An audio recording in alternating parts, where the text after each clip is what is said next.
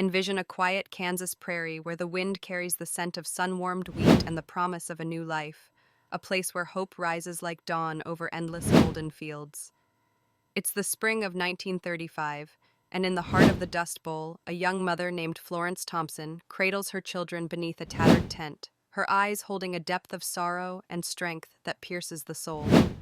This is the story of the Migrant Mother, 90 years ago, a single photograph that captured the aching heart of a nation's struggle, a frozen moment of resilience that became the face of the Great Depression's quiet courage.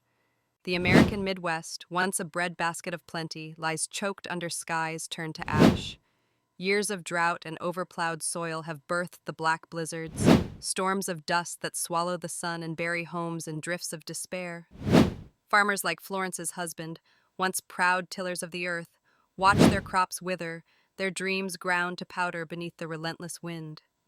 Florence, 32, a widow with 7 children clinging to her skirts, joins the tide of 250,000 Okies fleeing west, their jalopies rattling along Route 66, laden with mattresses and memories, chasing rumors of work in California's verdant valleys. In Nipomo, a pea picker's camp sprawls in mud and misery, tents sagging under March rains that turn the ground to glue.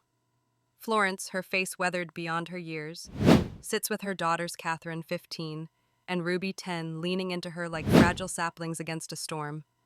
Her infant, Norma, nurses at her breast, while her boys scrounge for scraps among the camp's refuse.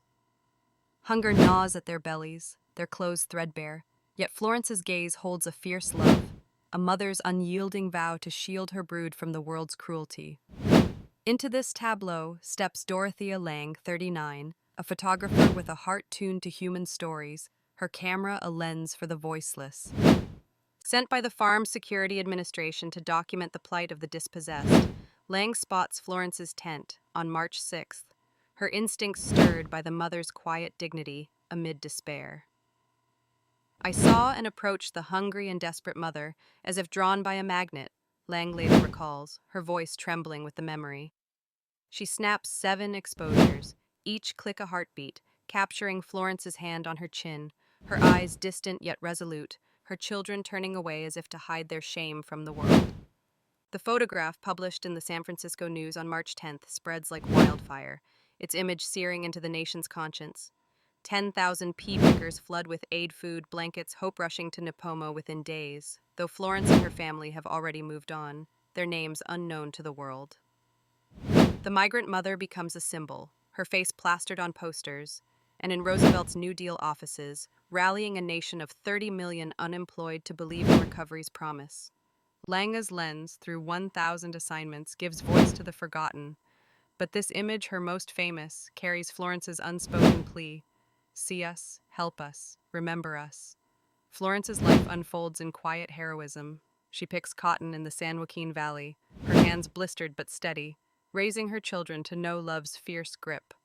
Her identity, revealed in 1978, brings no fame, only a mother's pride in her family's survival. The photograph, now in the Library of Congress, stirs hearts across generations, a testament to the Dust Bowl's 2 million displaced, their courage a beacon through the storm.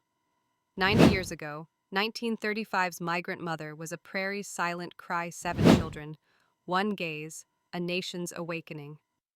From Nipomo's muddy camp to America's healed heart, it's a story of love's unyielding flame, etched in dust, tears, and the golden field's eternal whisper.